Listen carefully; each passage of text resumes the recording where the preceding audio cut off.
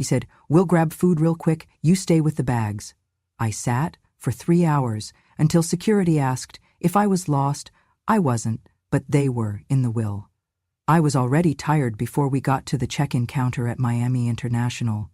My cardigan was too thin for the air conditioning, but I wore it anyway.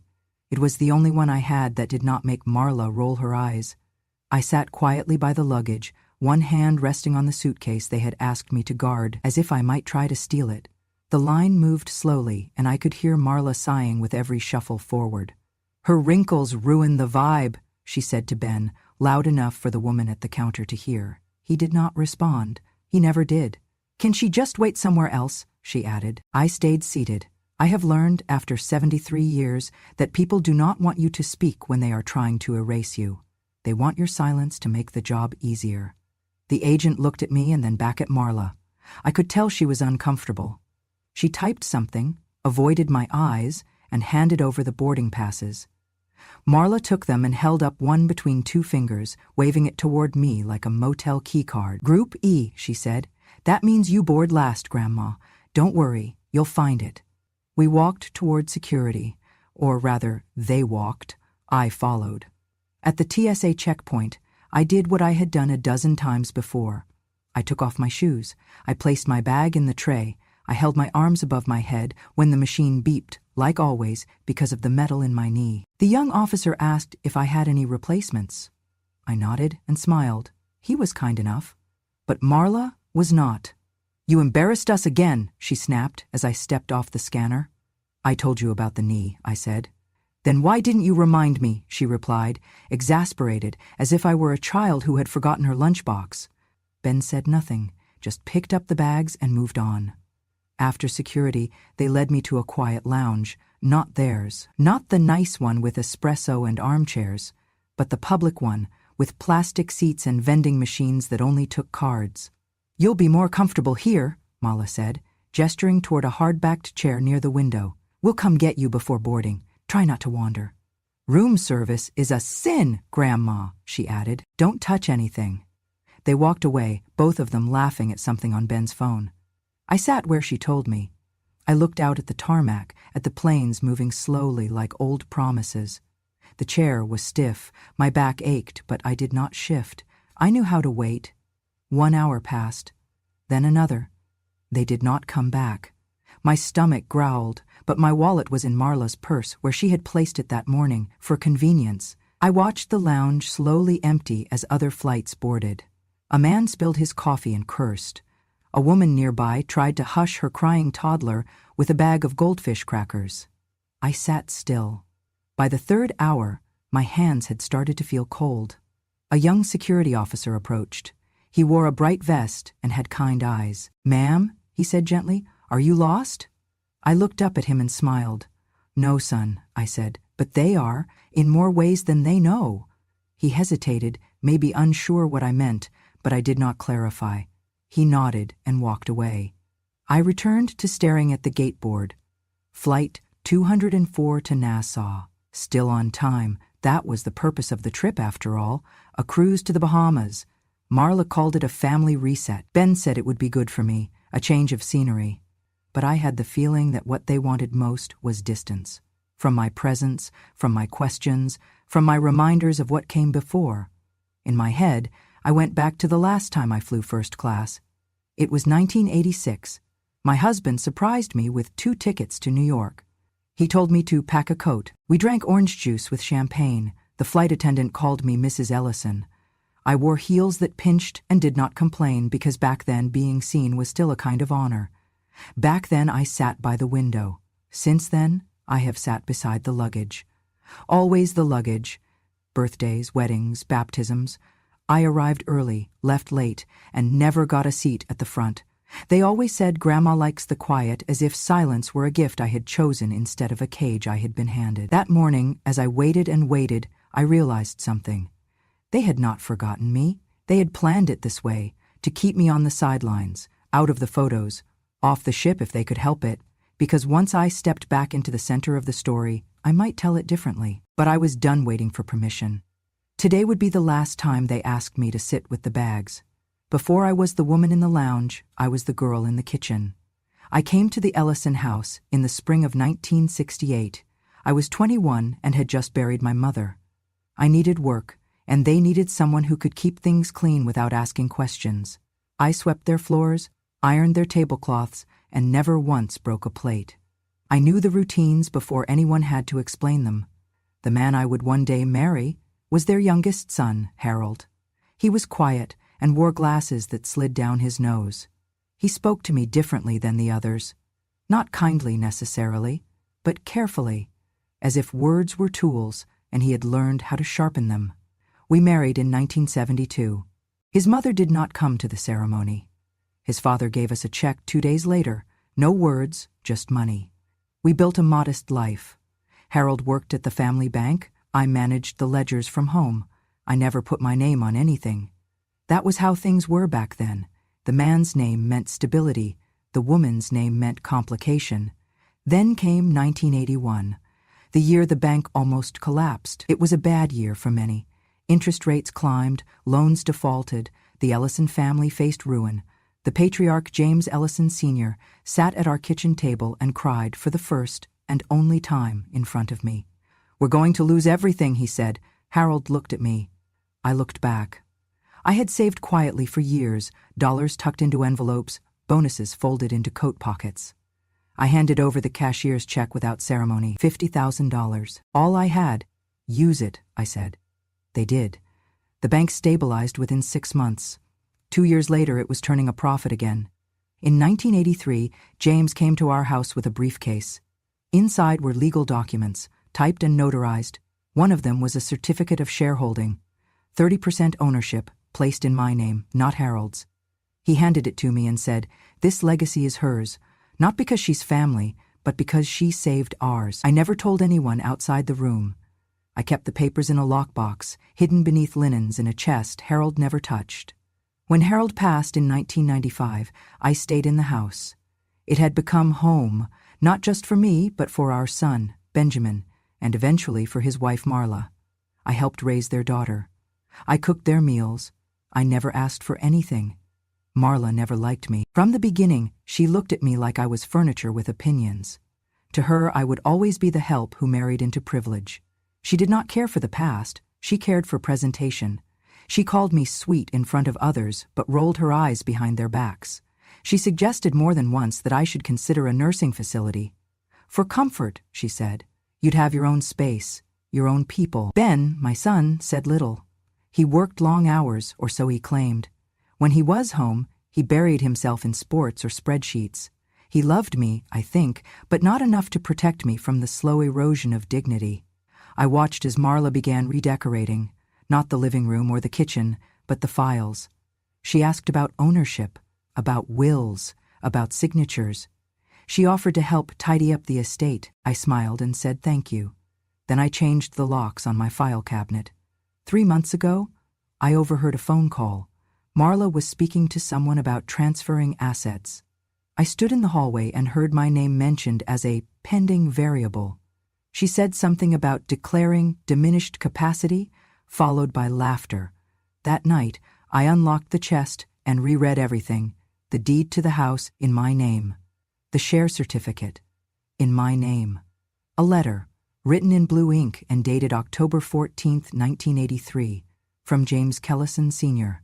It said, "To whom it may concern, this document affirms that the enclosed assets were granted to my full name without coercion or obligation, in gratitude and recognition of her critical role in the recovery and preservation of Ellison Banking Trust during its time of financial peril." I slept with that letter under my pillow. They believed I had no memory left, that I was fogged with age, that I was, in Marla's words, just along for the ride.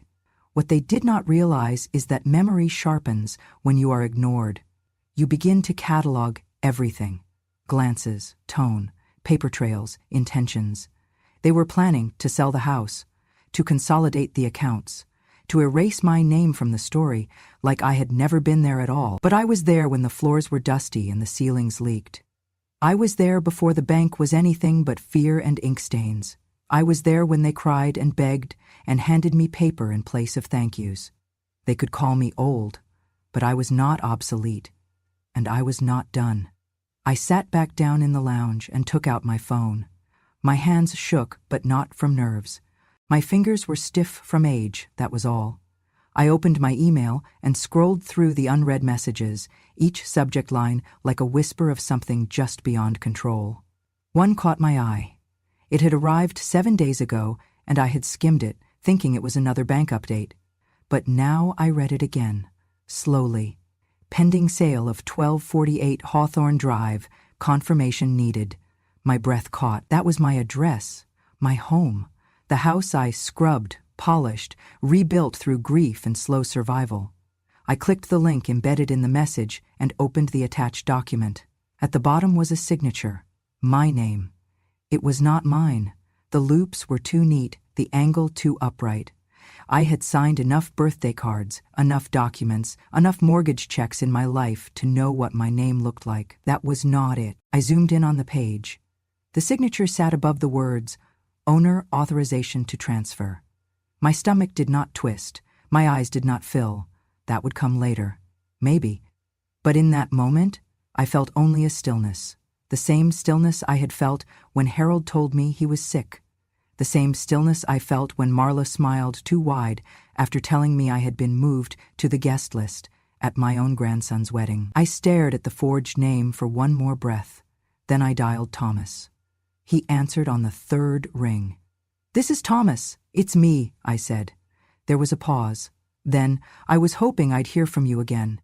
"I found something," I said, "and I think you need to see it." 20 minutes later, I was in a yellow cab, headed toward the little brick building off Grove Street where Thomas kept his practice. The cab smelled of strong peppermint and old cologne.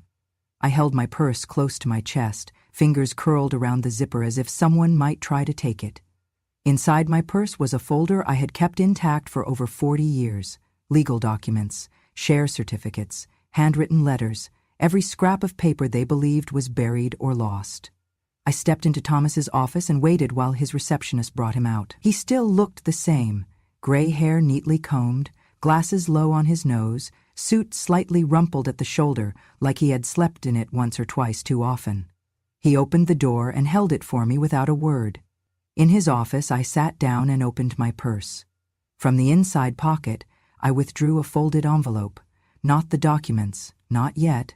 First, I gave him the smaller item. It was a letter from my doctor. Recent, signed, a cognitive assessment. "I know they'll say I'm confused," I told him. "But I've been documenting my clarity." He read it, nodded, slid it back across the desk. I laid out the rest. The deed, the original certificate of ownership for 30% of Ellison Banking Trust. The notarized letter from James Ellison Sr. Thomas handled each piece like it was sacred, pressing his fingers gently to the corners before turning the page. "They forged my signature," I said. "They're trying to sell the house." "Do you have proof it wasn't you?" he asked. "Only 73 years of handwriting samples," I replied. He smiled. "That should do." I leaned forward. "I do not want a lawsuit. I do not want a battle." He raised an eyebrow. "I want distance," I said, "and protection. Not for me, for what they are trying to take." He nodded slowly. "A trust?" "Yes," I said, "but not one that gets passed around like a family recipe. I want it locked. I want it permanent." He sat back and laced his fingers.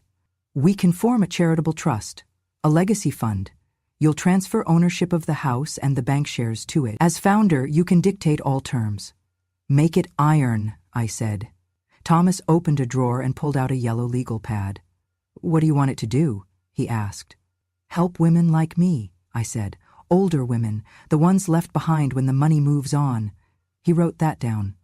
"And call it shadow legacy," I added, "because that's what they think I am, a shadow." He looked up. "It's poetic." "No," I said. "It's accurate." We worked for 3 hours, every clause, every restriction, every possible loophole closed like a door behind me. I requested a clause that no property under the trust could ever be sold for private profit. I asked for quarterly reporting to a board of independent women, at least one of whom had to be over 65 and retired. Thomas whistled softly as he typed. "I have never seen someone prepare this much retaliation without raising their voice," he said. "I have had time," I replied. They gave it to me. He clicked the final box and printed the draft. I signed each page, my real signature, slow and firm. When I was done, I leaned back and looked at him. "I am going to let them take their cruise," I said. "Let them think they've won." "And when they get back," he asked. "They'll learn the difference between ownership and entitlement," I said. Thomas folded the documents and placed them in a thick envelope. "I'll file it first thing Monday," he said. I nodded. As I stood to leave, I looked at him once more. "They forgot who I used to be," I said. "But I never did." Thomas spread the documents across his oak desk, each one weighed down by a small brass paperweight. He had a habit of organizing chaos with ceremony. I watched as he lifted the forged authorization to sell my home, my name there, neatly scripted in a hand that was not mine. "It is a forgery," he said at last, tapping the bottom of the page. "This is not your signature, and this power of attorney was never legally recorded." "Marla submitted it," I said. "Through a third party, quietly. She thought you would never notice. She thought I had stopped being the woman who notices things." Thomas shook his head. "We can press charges today." I looked at him for a moment, then reached into my purse. "No," I said, "not yet." I slid a faded envelope across the table. The flap was sealed in wax, brittle with time. The initials on the front, H.E., were barely visible. Thomas leaned forward and took it in both hands. He knew immediately. "Harold's handwriting," he said, almost reverently. I nodded. "He gave it to me a few months before he died, told me not to open it unless I was certain I had no other way forward." Thomas broke the seal, carefully, and unfolded the contents. Inside were 6 pages, the legal foundation of a trust. Shadow Legacy Trust, it was titled, established in 1994. Founder, Harold Ellison, beneficiary. Thomas scanned the text silently, his lips forming the shape of every clause. I watched him pause at key phrases: non-revocable upon activation, asset transfer conditioned upon breach of moral fiduciary care, created for the continued protection of the founder's spouse from internal family manipulation. "I cannot believe he drafted this without ever mentioning it," Thomas whispered. "He knew what was coming," I said. "He did not want me to live in fear. He wanted me to live with options." "But it was never funded," Thomas said. "Never activated. Until now. The trust was dormant, never funded, just waiting for a reason. The assets had stayed in my name, but exposure to family manipulation made them vulnerable. That reason had finally arrived." I reached into my bag again and retrieved 3 items: the deed to the house, the certificate of 30% ownership in Ellison Banking Trust, and a small red leather bank book, my personal account, one no one else knew existed. "I want to place all of it into the trust," I said. "Now." Thomas set down the papers and leaned back in his chair. "You realize once we do this, it is permanent. You cannot reclaim these assets later for personal use." "I do not need to reclaim anything," I said. "I already lived with them long enough. It is time they lived without them." He gave a small, tight smile. "Do you want to keep Harold's original terms or make amendments?" I thought for a moment. "Keep the structure," I said, "but add 3 clauses." He opened his legal pad. 1. The trust may never be dissolved or modified without a unanimous vote from a board of 5 women, each over 65, each with no blood ties to me. 2. No asset held by the trust may be sold for personal gain, only public interest. 3. The trust must actively fund legal aid for elderly women facing inheritance abuse. He nodded as he wrote. "Shadow Legacy becomes a shield." "No," I said.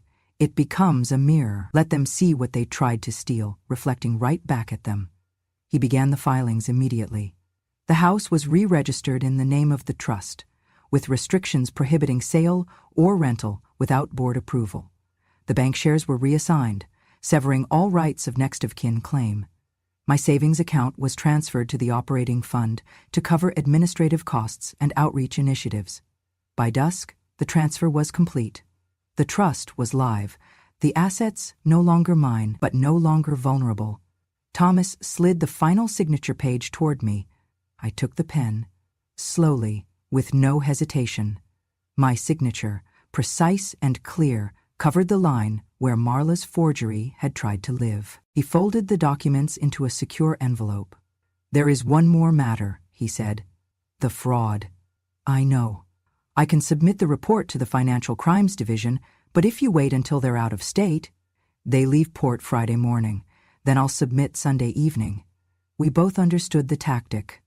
While Ben and Marla floated on Caribbean waters, sipping champagne and celebrating their imagined victory, the ground beneath their lives would shift, and by the time they returned, the house would be out of reach, the inheritance untouchable, the consequences already in motion. "I never wanted this," I said quietly. "I know, but I am no longer the one waiting for things to fix themselves." Thomas nodded. "This trust is a fortress." "No," I said, folding my purse. "It is a final boundary between what they believe I am and what I actually built." He walked me to the door. "Do you feel safe now?" he asked. "I feel remembered," I said. "That is stronger." They left on a Friday morning, full of sparkle and arrogance. The car that picked them up arrived promptly at 8, just like Marla had scheduled. She wore a wide-brimmed hat and a sundress meant to flutter. Ben dragged their matching luggage across the driveway like it was a red carpet. Neither of them said goodbye. I watched from the window. Marla turned her phone toward herself and took a selfie by the car, the house glowing in the background. Later that day, I saw the caption, "Finally living our best life, without shadows." It was not subtle. Thomas texted me an hour later, "Vessel departed, jurisdiction shifted." That was the trigger. We waited for them to exit Florida waters. Maritime law is a patient friend. Once they were offshore, any legal motion they filed would be delayed in routing, jurisdiction disputes, or simply timing. That was the moment we moved. Thomas submitted the activation documents for the Shadow Legacy Trust, formally recording the transfer of title for the house, reassigning the banking shares, and placing a legal freeze on all trust-linked accounts. He logged into the trust's federal ID registration and activated the nonprofit protections. Then, with equal precision, he submitted the fraud report. It was a sealed file sent directly to the Financial Crimes Division of the State Attorney's Office. It included the forged signature, the unauthorized power of attorney, the bank's internal transaction logs, and the comparative handwriting analysis. He emailed me the confirmation. "All submitted, it begins." And I made tea, because I had already done the hardest part, surviving the long haul of disbelief, watching love curdle into entitlement, enduring the 1,000 cuts of being called extra in the house I had built. Now I simply waited. 8 days passed. They posted daily updates from the cruise. Marla shared snapshots of ocean sunsets, fruity cocktails, and spa lounges with hashtags like deserved and new chapter. One video even showed Ben opening a bottle of champagne with a butter knife while Marla cackled in the background. Their joy didn't bother me. What bothered me was that they thought it came at no cost. What bothered me was not their joy, but their assumption that it came without cost, without consequence, without memory. On the 9th morning they returned.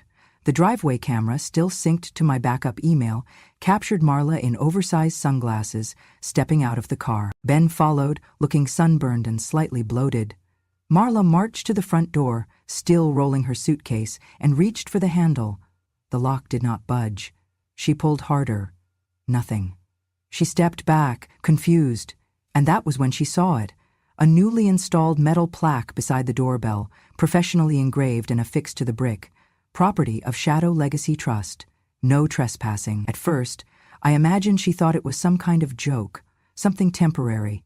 But then she spotted the change in the mailbox keyhole, the Ring camera, the alarm notice from a new security provider. All of it bore the trust's name. That was when she started yelling. I do not know what exactly she screamed. The footage had no sound, but I saw her arms wave. I saw her kick the porch rail. I saw Ben step back, look at his phone, and realize he had no access to the bank account anymore. They called the police. 2 officers arrived within 10 minutes, calm, firm, uninterested in Marla's indignation. She pointed at the house. She pointed at her wedding ring. She pointed at her name on old mail. Then one of the officers pulled out a printed document. He handed it to her. I had seen that page before. Thomas had filed it the same day he activated the trust. An official notice of ownership change, legal, notarized, irrevocable. Behind it was a second page, marked Ongoing Investigation, a fraud case tied to the forged authorization form. Marla stopped talking. Ben went pale. They were told they had no legal right to enter the property. They were not owners, they were not tenants, they were not even guests. The officers left. Marla stood frozen on the porch for nearly 2 full minutes. Then she picked up her phone, stepped back onto the driveway, and began filming herself. "This is outrageous," she shouted into the screen. "I am being erased by a woman who was supposed to love us. She tricked us. We took care of her for years, and now she's locked us out of our home." She posted it. But the internet did not take her side. Within hours, users found her earlier cruise post. The contrast was too perfect, the timing too damning.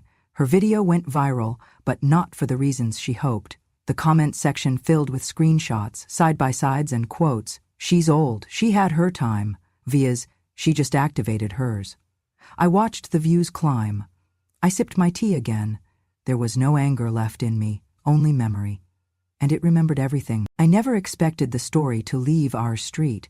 I thought it might ripple through the neighborhood. A few raised eyebrows at the grocery store, maybe a quiet "good for her" from the pharmacist. But I was wrong. It started with a headline: "Small-town widow activates secret trust, blocks greedy heirs." The photo beneath it was a grainy still from the police body cam.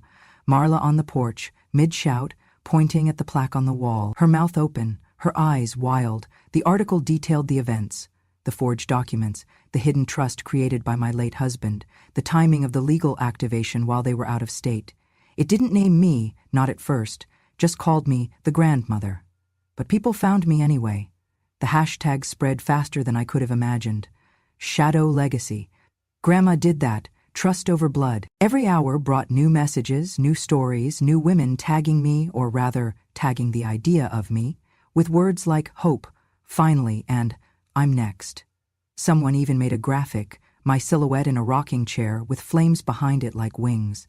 I laughed when I saw it. Not because it was funny, but because it was so far from how I felt, yet somehow exactly right. Then came the video. An old live stream from Marla's cruise was unearthed in it. She sat beside Ben on a chaise lounge, sipping something bright and cold. Her sunglasses too large, her tone too smug. "She's old," Marla said, lifting her drink. "She had her time. Now it's ours." They both laughed. That clip traveled faster than any news story. It became the defining contrast, her words against the reality that followed. People called it poetic, some called it divine. Me? I called it inevitable. A producer from the local station reached out. I almost said no, but something in me, perhaps the same part that once agreed to scrub the floors of a house I would later own, told me it was time. I wore navy, no makeup, just a brooch Harold had given me on our 10th anniversary. I sat in the studio chair with my back straight, my hands folded in my lap. The host asked gentle questions. I answered slowly. "Why didn't you speak up sooner?" she asked. "I stayed silent to keep the peace," I said. But silence is not the same as absence. The room went still after that.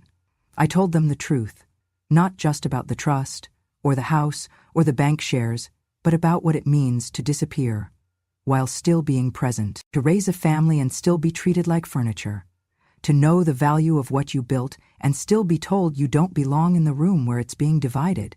When the interview aired, the response was immediate. Women wrote to me, strangers from every state. They told me about sons who pressured them to sign things they didn't understand, about daughters-in-law who called them a burden while sleeping in homes they helped buy, about nights they stayed quiet to avoid being called bitter. I read every letter. Some made me weep, some made me furious, but all of them made me certain I was not alone. The press picked up the story nationally. The grandma clause, they called it, an informal term for the new wave of interest in trusts, elder law, and asset protection for senior women. I was invited to more shows. I declined most of them, not because I wasn't honored, but because I wasn't interested in becoming a symbol. I was just a woman who remembered, and now the world was finally listening. __. It was a Wednesday afternoon when they showed up. I was in the garden, trimming back the lavender, when I saw their car pull into the drive. The same car that used to park with confidence now hesitated, paused longer at the curb than it ever had before. Ben stepped out first. His suit was wrinkled, like he had slept in it. His tie was gone, his shoes dusty.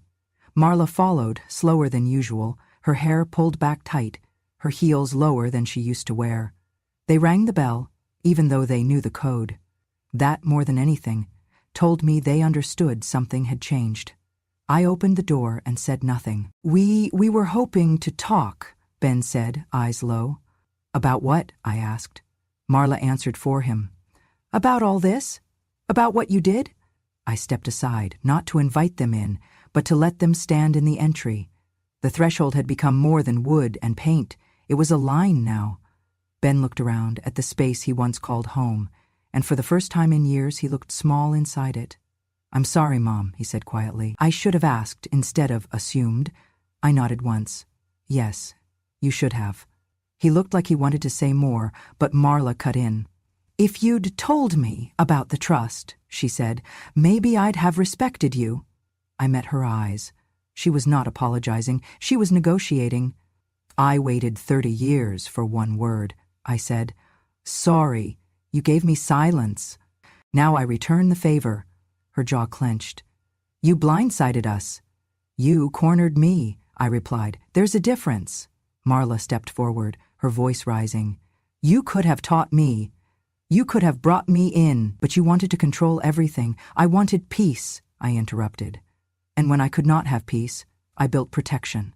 Ben rubbed his face, exhausted. This whole thing, it's not how I wanted it to go. And yet, I said, you let it. Marla shook her head. I'm still your daughter by blood. I tilted my head just slightly. Blood made you my daughter?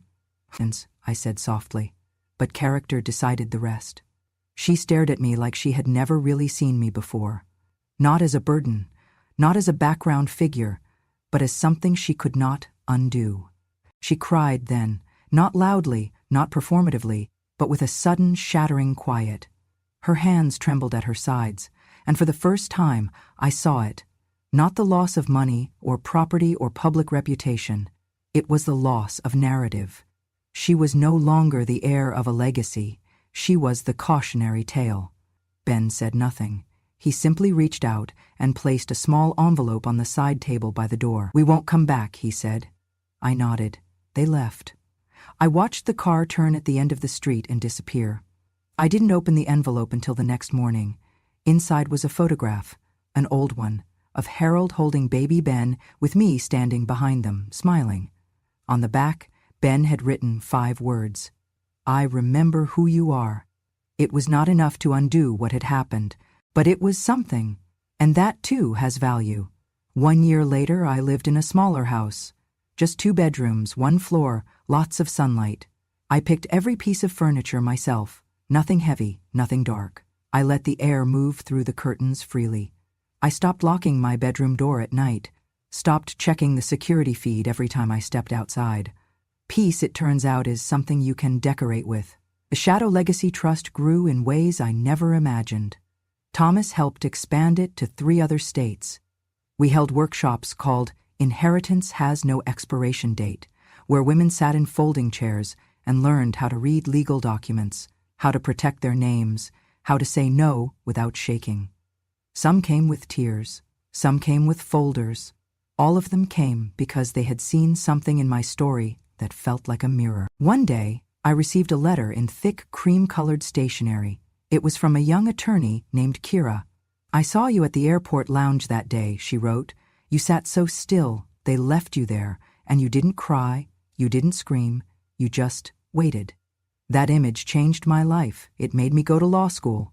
I kept her letter on my desk, folded but never hidden. The old house, my house, no longer stood as a home. It had been reborn as something better. We turned it into a community library, though not just for books. We called it the waiting room. It was a place where older women came to learn about trusts, wills, contracts. They practiced signing their names with steady hands. They read stories like mine and whispered, "This happened to me too." Every Tuesday morning, the same group gathered at the long table near the back. Widows, grandmothers, divorcées. They drank tea. They passed printed copies of their deeds to each other, just to prove they still had them. One woman brought her eviction notice. 3 months later, she walked out with a notarized deed in her name and her voice a little louder. That mattered, more than I can say. Then, one spring afternoon, I received an invitation. The annual shareholder meeting at the regional bank I helped save 40 years ago. My name had reappeared on the advisory list. I had not walked into that building since Harold's funeral. I wore a white blouse, my hair silver and pinned, my shoes low and clean. I did not rush. I moved like someone who belonged. When I stepped through the doors, the room fell quiet, and then, one by one, they stood. I walked slowly to the front, where a seat had been left open. I did not sit. I placed both hands on the podium and looked out. I once gave my silence as a gift, I said. They mistook it for permission.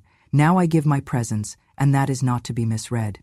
Behind me, on the screen, appeared a photo in black and white, dated 1983. It showed me, young and nervous, standing beside Harold's parents. We were signing a document, the day they gave me 30% of their legacy, not because I asked for it, but because I had earned it. The room applauded. They appointed me honorary advisor emeritus, with full rights to vote on charitable allocations. I accepted, not because I wanted power, but because presence matters. Later that day, as I walked through the back garden of the waiting room, a small voice called out, "Grandma?" I turned. It was Ben's daughter, my great-granddaughter. She was maybe 7, with a notebook in her arms and dirt on her knees. "Do mean people ever get nice?" she asked. I knelt down, brushed a curl from her cheek, and smiled. "No, honey, but nice people get louder." She grinned and ran off. And I stood in the sun, surrounded by flower beds and folding chairs and all the echoes of women who had once been told to stay quiet. Not anymore. Not ever again. Every silence, every slight, every signature they thought I was too frail to question, and when the time came, I did not shout. I signed. And I waited. Now the house is gone, but the legacy stands, not in their name, but in mine. If this story stirred something in you, if you've ever been overlooked, underestimated, or told to stay quiet, then you're not alone. There's more where this came from. Subscribe to Grandma, True Stories, where silence ends and truth begins.